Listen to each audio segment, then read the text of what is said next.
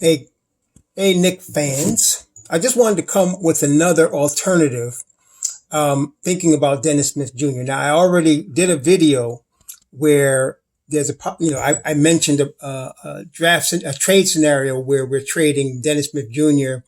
along with Julius Randle to Charlotte because Dennis Smith Jr. is from North Carolina, and I feel like he can get a fresh start. But I want to also bring another angle that maybe people hadn't thought about because it's another possibility. Um, it could be that Dennis Smith Jr. has been played out of position. What do I mean by that? We people that drafted him and the Knicks included have been thinking of him as a point guard. Me too. Thinking of him as a point guard. And perhaps he would be more effective as an off guard. Now, I don't think he wants to play that position because I think they tried that in Dallas, and that was one of the problems. They were having Luka as the playmaker, basically point guard, and they wanted Dennis to play off the ball, and apparently it didn't work out. Now, I don't know if it didn't work out because he didn't play well in that position or because he was unhappy in that position. I don't know. But I think if he could play off the ball, like a slasher off the ball, attacking the rim, and not necessarily shooting a three yet, although, of course, we know he needs to develop a three-point shot, but just a mid-range. Maybe he can get in the mid-range and just get in the lane and cause more problems because he is athletic. He is quick, okay?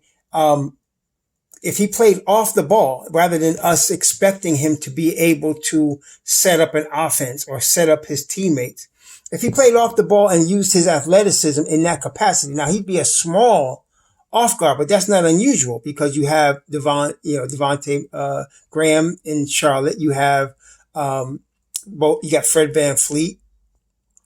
You have the two guards in Cleveland, Sexton and Garland. All of those are undersized guards. We would not have him out on the floor, in my opinion, with another undersized guard. You have him out with a defensive guard like a Frank, or you have him out there with a solid guard or playmaker.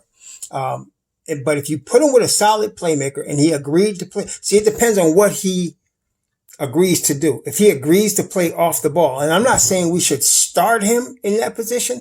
I'm saying he should come off the bench as a scoring spark instead of fighting for a starting position or minutes at the point guard. He should come off the bench as a scoring spark at the two guard position.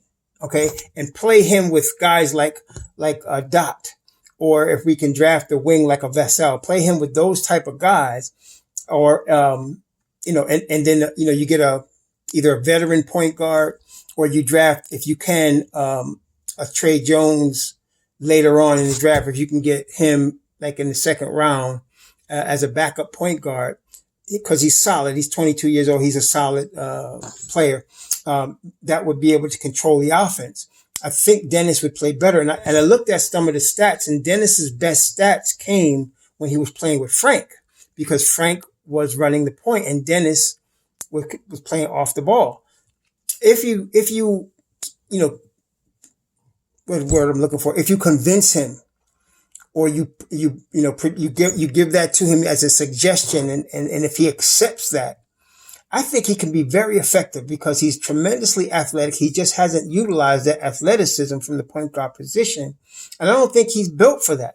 He's not a high IQ player, and he does have the physical ability to play defense. And now we have Tibbs is going to be the coach this year, and obviously everybody knows Thibodeau's a defensive coach. There's no question. And his assistant, one of his assistants, is Woodson, another defensive coach.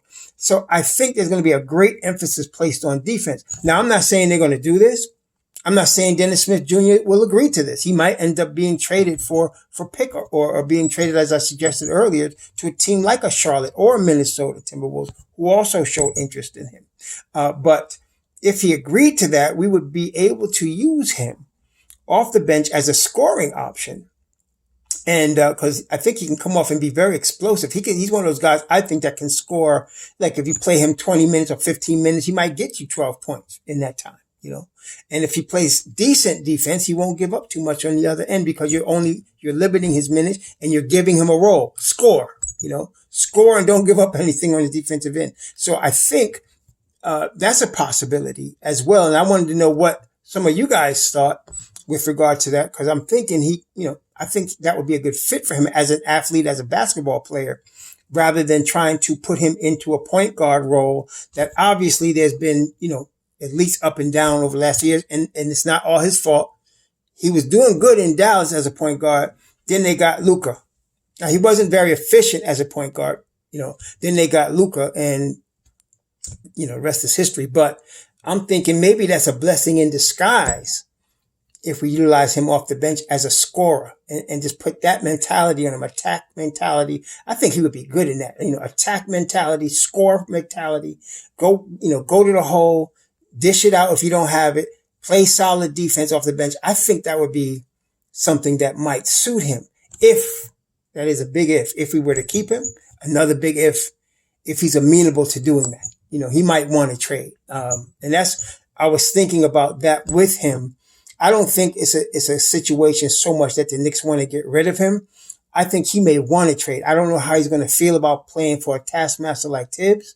I don't know how he's going to feel like about coming into this fourth season here, where he's got to be looking at a new contract after this season, and he doesn't want to be one of those guys like Moutier where he has to play for the minimum, in another season. Whereas if he does accept that role that I just suggested, and say he averages double figures for us and he plays solid minutes, he could get himself, a better contract, a $6, $7, $8 million contract, after this one expires.